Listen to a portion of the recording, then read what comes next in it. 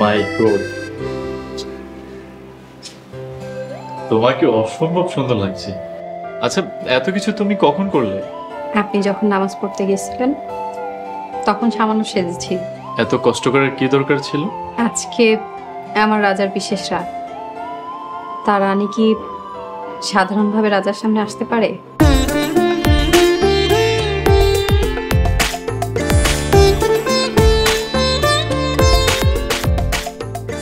আজকে এই বিশেষ রাতে আপনার কাছে কিছু চাইবো, দিবেন? আমার জানটা ছাড়া তুমি যা চাইবে ঠিক তাই পাবে। জানটা দিব না, বিকজ আমি যুগ যুগ ধরে তোমাকে ভালোবাসতে চাই। এই যে হাতটা ধরছেন, এই হাতটা সারা জীবন ধরে রাখবেন।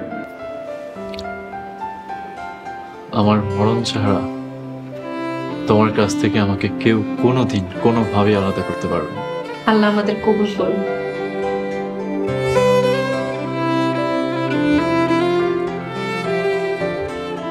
কাল আমাদের বিয়ে হইল আর আপনি আজই চাকরি খুঁজতে বেরোইতেছেন। আমার খুব কষ্ট হইতেছে।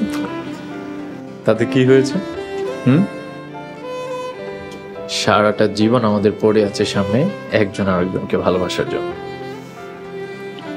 সাবধানে যাই, গাড়িতে উঠার আগে আল্লাহর নাম নিয়ে উঠেন। ইন্টারভিউ দেওয়ার আগে বিসমিল্লাহ বলা শুরু করেন। যার সাথেই কথা বলবেন আগে সালাম দিয়েন। নামাজ কিন্তু মিস করেন না। যান। ইনশাআল্লাহ, তোমার দোয়া আছে আমার সাথে, দেখবে খুব দ্রুত আমার একটা চাকরি হয়েছে ইনশাআল্লাহ। আচ্ছা,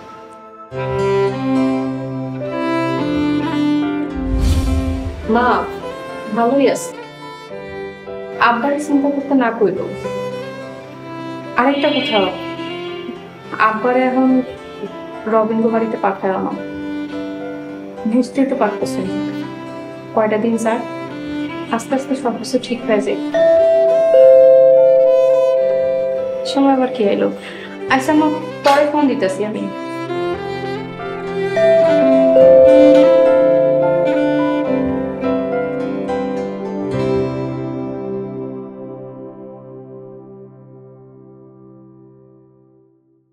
আপনি না ইন্টারভিউ দিতে গেলেন, এত তাড়াতাড়ি চলে এলেন যে? শাহজাদি, আমাদের আর এই বাসায় থাকা হচ্ছে না, ব্যাগটা গুছিয়ে নাও। হায় আল্লাহ, আবার কি হইল? ভাবলাম কয়টা দিন অন্তত এই বাসায় শান্তিতে থাকতে পারবো। কিছু একটা হয়েছে নিশ্চয়ই, কিন্তু কি হয়েছে আমি সেটাই বুঝতে পারছি না। আচ্ছা, তুমি যাও, ব্যাগটা গুছিয়ে নিয়ে আসো। আমরা কই যাবো? ঠিক বলতে পারছি না কোথায় যাব। যাও, গুছিয়ে নিয়ে আসো। আচ্ছা চলেন, আমগো গ্রামের বাড়িতে চলে যাই। আপনি আমার গ্রামের আইখা তারপর ঢাকায় এসে একটা চাকরি খুঁজছেন। না না, আমি তোমারে ছাড়া এক মুহূর্ত এখন থাকতে পারবো না। আচ্ছা, ভালো কথা, আমাদের এই বিষয়গুলো আব্বা আমাকে জানাই না। যাও, ব্যাগ গুছিয়ে নিয়ে এসো।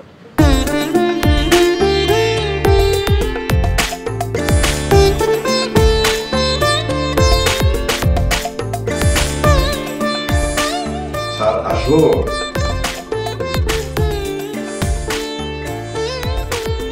আসসালামু আলাইকুম স্যার। স্যার, আপনার জন্য মিষ্টি নিয়ে আসছি, আপনি খাইবেন আর বাসার জন্য নিয়ে যাবেন। স্যার, আমার মেয়ে আর মেয়ের জামাই কেমন আছে?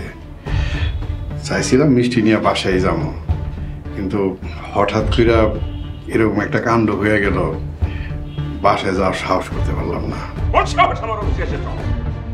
অসভ্য লোভী কোথাকার! স্যার, আমি যে লোভী না এইটা আপনার চাইতে ভালো আর কে জানে বলেন? শেষ বয়সে বিরাট দান মারলা না?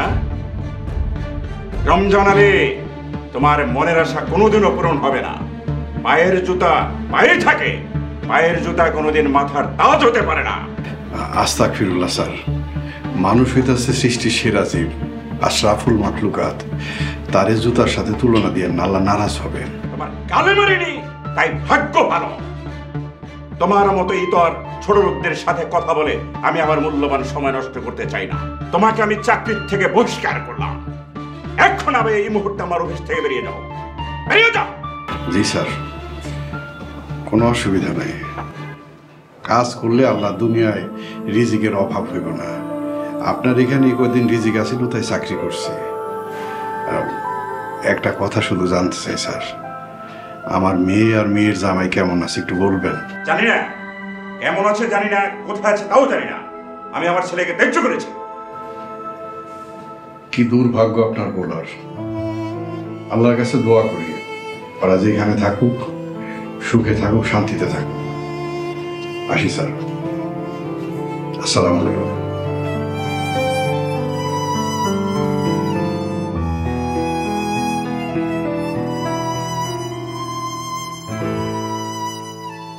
শাহজাদি, আমাদের সকালের নাস্তা একটু কষ্ট করে খেয়ে নাও। আলহামদুলিল্লাহ, আমার জন্য ভালো খাবার, কিন্তু আপনার জন্য কষ্ট হচ্ছে। কিছু করার নেই। আমি শুনেছি যে ক্ষুধা লাগলে নাকি বাঘেও ঘাস খায়। এই দুঃসময় আবার কে কল করলো, যেখানে আমি কাউকে কল করে পাচ্ছি না। হ্যালো, আসসালামু আলাইকুম, রবিন বলছি।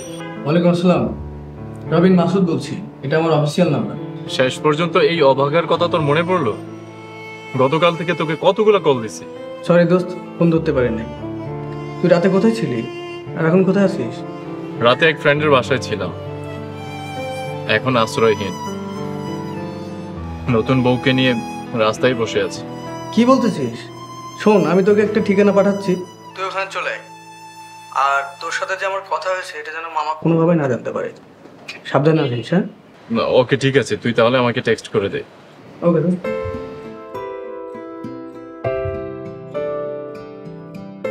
মাসুদ ভাইয়ের কল কি কইলো? মনে হয় একটা আশ্রয়ের ব্যবস্থা হলো।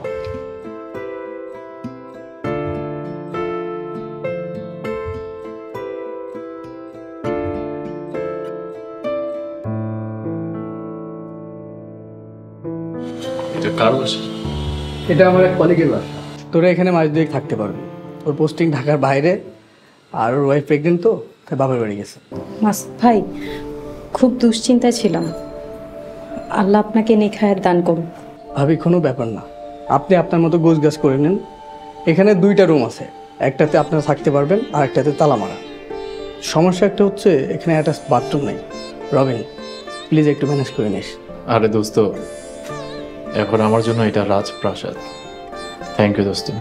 ভাবি, আপনি একটু ভিতরে যান। জি ভাই।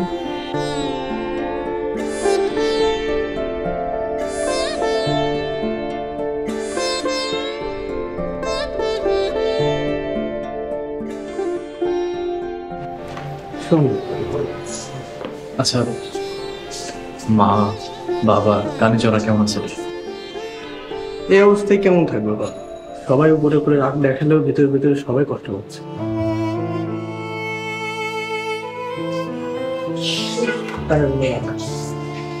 আরে রাগ, কোনো সমস্যা হলে আমরা ফোন দিস। দোস্ত, আমি তোর এই ঋণ কোনোদিনও শোধ করতে পারবো না। তুই জানোস না যে কত বড় উপকার করলি। থ্যাংক ইউ দোস্ত, থ্যাংক ইউ। এই শোন, আমি অন ডিউটি আসছি, আমাকে যেতে হবে। তোর কোনো সমস্যা হলে আমাকে কিন্তু অবশ্যই ফোন দিবি। দোস্ত, তুই আমার 1.5 বছরের বড়, কিন্তু এখন তো তুই আমার অভিভাবক হয়ে গেলি। হ্যাঁ, কি বলিস না বলি। ঠিক আছে, থাক, ফোন দিস। হ্যাঁ,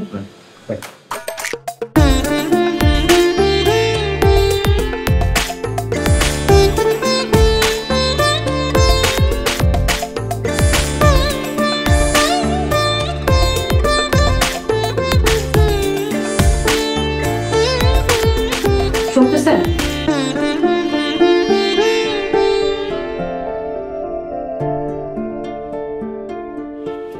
আসতে জনাব, জোহরের ওয়াক্ত হয়ে আসছে। যান, নামাজ পড়ে আসেন। আমি উজু করে আইছি, আপনি মসজিদে যায় জামাতের সহিত নামাজ আদায় করে আসেন। তার আগে আমাকে বলো, এই আপনি আপনিটা আর কতদিন আমার সঙ্গে? আমগো বিয়ে হইলো মাত্র 3 দিন, আর একটু সময় লাগবো। ততদিন একটু কষ্ট কইরা এই আপনি আপনিটা মানায় নেন। এখন যান, নামাজ পড়ে আসেন। আচ্ছা, আমি তাহলে একটা কাজ করি, নামাজ পড়ে আসার সময় দুপুরের লাঞ্চটা আমি রেস্টুরেন্ট থেকে নিয়ে আসি, আর সাথে কিছু বাজার করে নিয়ে আসি। আইডিয়াটা খারাপ না। আচ্ছা শোনো, কি কি লাগবে তুমি আমাকে একটা টেক্সট করে দিও, আমি গেলাম। আচ্ছা। দরজাটা লাগবে।